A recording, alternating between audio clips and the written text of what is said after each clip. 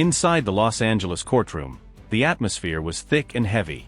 All eyes were on the defendant, a 19-year-old young man standing at the defense table, his expression calm and unshaken.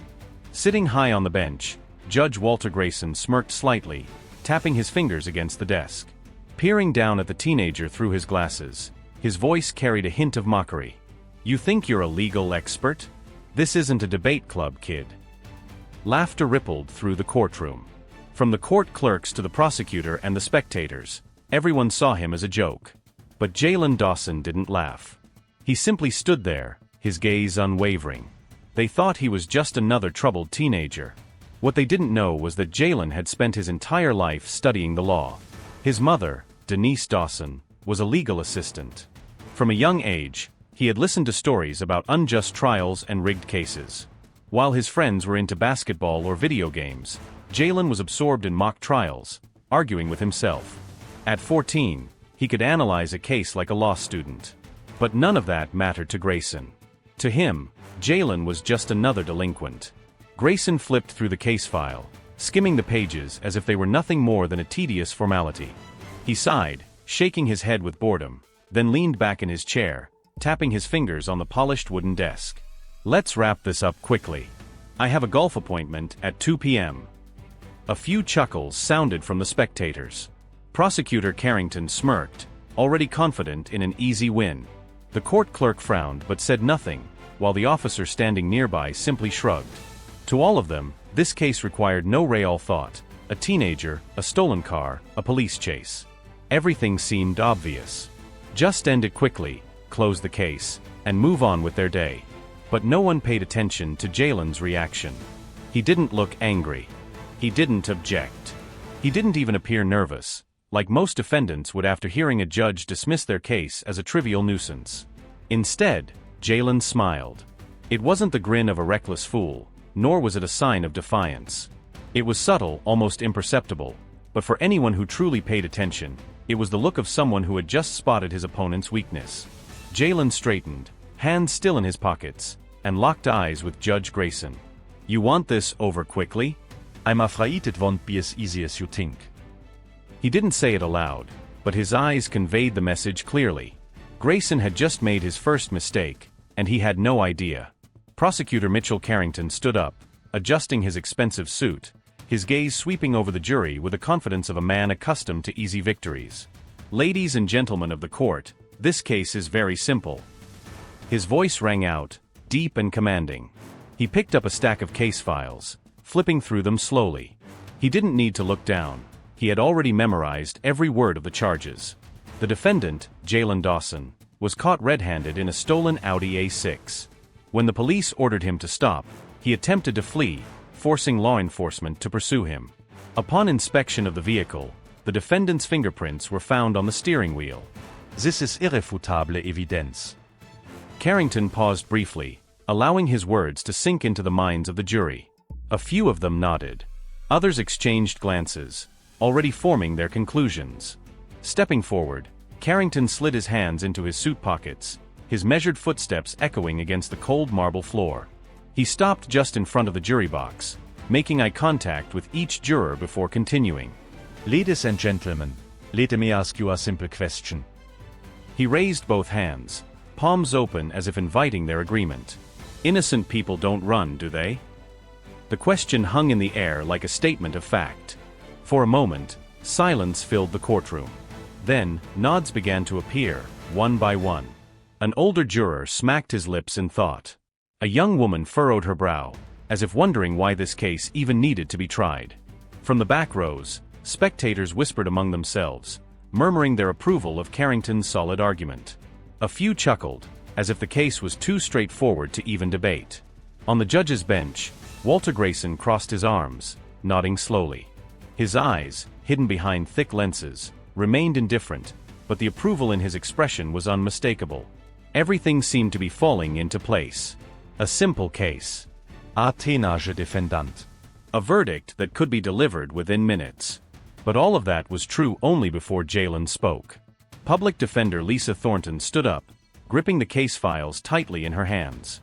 She wasn't a great lawyer, Or perhaps she had never handled a case where the defendant had enough legal knowledge to counter the prosecutor. "Your Honor, on behalf of the defendant."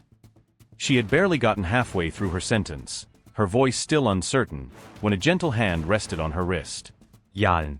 There was no urgency, no nervousness in his touch. It wasn't a frantic interruption, but rather a calm and decisive signal. He leaned slightly toward his attorney, his voice low but firm. Letem e. Lisa blinked. For a second, she hesitated, glancing at the teenager sitting beside her. A normal defendant would cling to their lawyer, relying on their legal representative for protection. But Jalen wasn't like that. There was no fear in his eyes, no sign of panic, only an unsettling, quiet confidence. Slowly, Lisa sat back down. All eyes in the courtroom turned to Jalen. The room fell silent. For a brief moment, the only sounds were the faint rustling of papers and the soft tap of a pen against the court clerk's desk. From the judge's bench, Grayson raised an eyebrow, looking down at the young man before him. "What exactly do you think you're doing?" he asked, his voice laced with surprise and a hint of amusement. Jalen took a slow breath before lifting his head. His voice, when he spoke, was steady, unwavering. "I will defend myself." A stunned hush swept through the courtroom. Someone audibly gasped. A murmur rippled across the room. Chairs scraped against the floor as a few jurors unconsciously leaned forward, as if unsure they had heard correctly. From the corner of the room, the police officer near the door arched a brow, his grip tightening on his knee. Judge Grayson blinked, eyeing Jalen up and down as though he had just heard the most absurd thing all day. Prosecutor Mitchell Carrington let out a quiet chuckle, as if he had just overheard a ridiculous joke during his lunch break. This should be interesting. A few people laughed along with him. A case that had seemed so straightforward, now featuring a teenager choosing to represent himself instead of relying on a lawyer? It was bound to be a joke. But then, Jalen opened his case file, rose to his feet, slid his hands into his pockets, and locked eyes with the prosecutor. He didn't smile. He didn't hesitate. No one was laughing anymore when Jalen began to speak. Everything was about to change. The courtroom had already been quiet, but at this moment, the silence became heavier than ever. Jalen calmly turned to face Prosecutor Carrington, his gaze sharp but absent of anger. He spoke slowly, each word crisp and deliberate. "You stated that Officer Daniel Ruiz saw me sitting in the car with his own eyes, correct?" Carrington shrugged, his confidence unwavering, his voice still full of certainty. "Of course." As soon as the words left his mouth, several jurors nodded subtly, as if the officer's testimony had already sealed the case. A police officer had seen Jalen in the stolen car. End of discussion. Or at least, that's what they thought. Jalen gave a slow, thoughtful nod, as if carefully considering something. Then he looked up, his expression steady as he locked eyes with Judge Grayson. "Then I request the GPS data from Officer Ruiz's patrol car for that night." The atmosphere in the courtroom shifted instantly. Carrington's confidence faltered, just for a fraction of a second. Judge Grayson frowned, adjusting his glasses slightly as he glanced at the prosecutor, as if curious to see how he would respond. From the spectator seats, murmurs started to ripple through the crowd. Prosecutor Carrington blinked, just once very quickly, but it was enough to betray a brief moment of hesitation. Jalen took a step forward, his voice sharper, more certain. "I have a feeling it won't match." A wave of murmurs swept across the courtroom. The jurors leaned forward, exchanging glances. Carrington hesitated. For just 1 second. But 1 second was all Jalen needed. A truly confident prosecutor wouldn't hesitate. If the GPS data confirmed that Officer Ruiz was present at the scene, Carrington would have countered the argument immediately. But he didn't. That silence, it wasn't just a pause. It was an admission. Jalen kniete. The jury kniete. And Judge Grayson knew it. A crack had formed in the foundation of the prosecution's case. And Jalen was ready to tear it apart completely. Forensic data and fingerprints are suspected. Jalen continues to break the prosecutor's argument. Prosecutor Mitchell Carrington felt the pressure mounting on him. Jalen had created a crack in the officer's testimony, but he still had one crucial piece of evidence: the fingerprint. He took a deep breath, adjusted his tie, and walked to the center of the courtroom. His voice rang out with the self-assurance honed from handling hundreds of cases before. The defendant's fingerprints were found on the steering wheel. He swept his gaze over the jury, deliberately pausing on a few members, as if he wanted to imprint an undeniable fact into their minds. What more is there to argue? The fingerprints are there, the evidence is clear. The jury was silent. Some nodded slightly. Others exchanged looks, as if they had already made up their minds. It seemed like the final blow. But then, Jalen gently shook his head. No, no, no, you're wrong. He spoke slowly, his tone calm, giving no sign of being cornered. Jalen leaned slightly forward, his gaze locking with the jury. His voice was deep but clear, each word echoing in the quiet room. If fingerprints mean I was driving the car, then if I try on a jacket in a store, does that mean I've stolen it? The silence in the courtroom was overwhelming. A few jurors blinked, looking at each other as if suddenly awakened from a false assumption. In the back, one spectator nodded subtly, another whispered to the person next to them. On the judge's bench, Grayson narrowed his eyes, not speaking, but his gaze revealed a hint of thought. Carrington shifted slightly, but this time, he didn't rush to rebut immediately. Jalen continued, his voice steady, as though explaining a simple yet powerful principle. Think about it, how many times have you touched so meeting without taking it? How many times have you accidentally left fingerprints somewhere you don't even remember? He took another step forward, calm, unwavering. So the real question isn't whether my fingerprints are there. It's how and why they're there. The atmosphere in the courtroom had completely shifted. Carrington, now feeling cornered, opened his file and quickly flipped through the papers as though searching for something to salvage the situation. But Jalen was ready for the next move. He calmly turned to Judge Grayson, his voice low but echoing through the courtroom. Is the forensic expert here to testify today?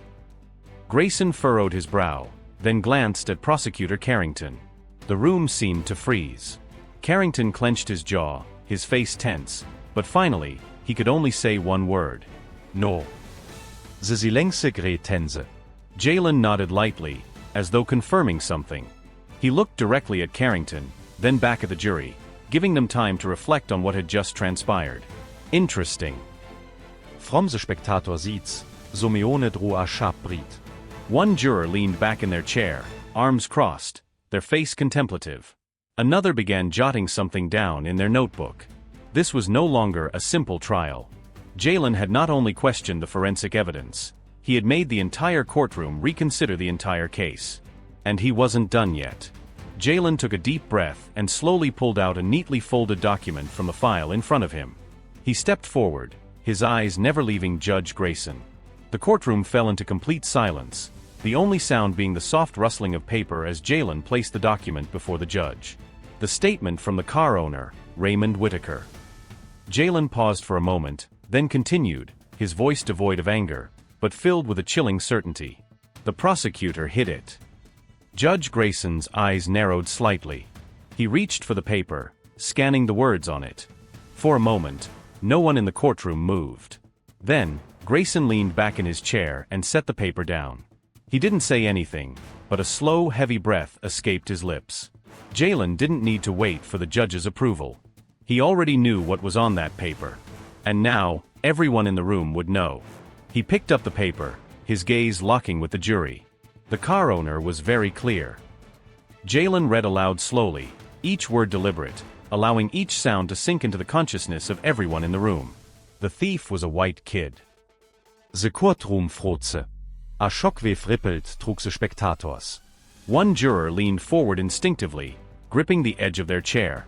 A spectator exhaled sharply, while another whispered something to the person next to them. At the prosecutor's table, Carrington stood frozen, his jaw clenched, his hand gripping the edge of the table. The confidence in his voice, the authoritative presence he had exuded at the start of the trial, now had a visible crack. Jalen let the moment linger, allowing the truth to sink into every corner of the room. Then he took a slow step forward toward the jury, his gaze never leaving them. Jalen didn't raise his voice. He didn't need to. Instead, his tone was deep, heavy as a stone.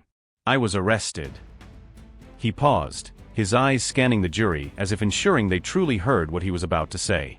Because I'm a black guy walking near the scene. A long silence followed. This wasn't the usual silence of a courtroom, but a silence of realization, of awakening, of stark truth. No one laukhet an humore. No one nodded along with the prosecutor. And most importantly, no one saw Jalen as a criminal anymore. At this moment, they saw someone who had been treated unjustly. And Jalen knew he had just changed the course of the trial. The silence in the courtroom was no longer the usual stillness. It was the stillness of a system that had just been challenged. Judge Walter Grayson looked down at the case file in front of him. To him, this case had been meant to be a quick formality, a teenager accused of car theft, seemingly clear evidence, and a verdict almost certainly already decided. But now, everything had changed. The file still lay open on the desk, but it no longer held any meaning. Jalen hadn't just defended himself. He had dismantled every part of this case with sharp reasoning, with undeniable truth. Grayson sighed, not out of exhaustion, but in realization that he had been wrong from the start. He reached for the wooden gavel, slowly lifting it. The entire courtroom held its breath. Then, in a formal moment, he slammed it down on the desk. Case dismissed. The silence lingert vor a sekund. Then it erupted. A wave of chatter rose from the spectator seats. Some gasped, some whispered to the person next to them, while others simply sat in stunned silence, as if unable to believe what had just happened. From the press section, reporters rushed to take notes, some pulling out their phones as if eager to update the breaking news. The jury hadn't fully reacted yet. Some looked at Jalen with admiration, while others turned to look at Prosecutor Carrington, who was now clenching his jaw, his eyes dark with fury. For Carrington, this wasn't just a defeat, it was an embarrassment. Jalen hadn't just been acquitted, he had completely shattered the prosecutor's entire argument right before everyone's eyes. And at this moment, the entire system had to take a hard look at itself. Judge Grayson remained silent. But instead of sitting upright as he had before, he leaned back in his chair, arms crossed, and looked at Jalen with an entirely different expression. For the first time since the trial began, there was no disdain, no superiority, no contempt. Instead, there was recognition. He cleared his throat, then spoke, his voice low but clear. "You should study law." The room fell silent again. Some exchanged glances, unsure whether it was a sarcastic remark or a true recognition. But Jalen knew. He didn't need to think about it for long. A slight smile curved at the corner of his mouth, one that wasn't arrogant nor defiant, just a smile from someone who already knew the answer. "I've already planned on it." And with that, Jalen didn't wait another second. He turned, leaving the defendant's table, walking slowly but confidently toward the courtroom door. The case might have been over. But for Jalen, this was just the beginning. The conclusion, a small revolution. The trial had ended, but its echoes still resonated. Outside the courthouse, the afternoon air was heavy. A crowd had gathered, whispers filling the air, the flashes from the photographers' cameras still blinking incessantly. In the distance, Judge Walter Grayson stood silently on the sidewalk, his eyes staring into the distance, not at the crowd nor at Jalen. He was looking back at his own past. For years, sitting on the bench, Grayson had seen countless defendants like Jalen. Young men, people pushed into corners by the system, those everyone assumed were guilty simply because they were in the wrong place at the wrong time. And today, for the first time, he had to ask himself, how many people have been convicted not because of evidence, but because of prejudice? Meanwhile, Jalen stepped down the courthouse steps, quietly weaving through the crowd of reporters. He didn't run from them, but he didn't seek their attention either. He wasn't standing here to prove he was smart. He wasn't standing here to prove he was special. He stood here because he knew there were far too many people who didn't have the same opportunity he did. Today, he didn't just prove his innocence. He had made the entire system look at itself. And he knew this wouldn't be the last time he walked into a courtroom. But next time, he wouldn't stand in front of the court as a defendant. Next time, he would be a lawyer. A person fighting not only for himself but for everyone else, the ones who never had a chance to be heard. Because justice doesn't come on its own. We have to stand up and take it. If this story made you think, don't just scroll away, take action. Like this video to help spread awareness. Share it with your friends and family, because conversations spark change. Comment below and tell us your toekomst. Have you ever witnessed an abuse of power? Let's talk about it. Follow our channel for more powerful real-life stories. And turn on notifications so you never miss an update. Change starts with awareness. Awareness starts with you. Be part of the movement.